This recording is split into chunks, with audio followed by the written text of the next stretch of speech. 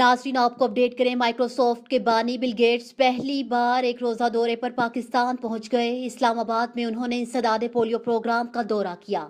انہیں انسداد polio programme کے سربراہ ڈاکٹر شہزاد بیگ نے بریفنگ دی اور کورونا سمیت پولیو کی روک تھام سے متعلق اقدامات سے آگاہ کیا۔ اس موقع پر معاون خصوصی برائے صحت ڈاکٹر فیصل سلطان بھی موجود رہے۔ اس موقع پر بل گیٹس کا کہنا تھا کہ پولیو ورکرز اور والدین کے تعاون سے پاکستان پولیو فری ہوا۔ ذرائع کے مطابق بل گیٹس نے پولیو سے متعلق اقدامات کو سراہا اور کہا کہ پاکستان نے پولیو کے خاتمے کے لیے اقدامات کیے ہیں۔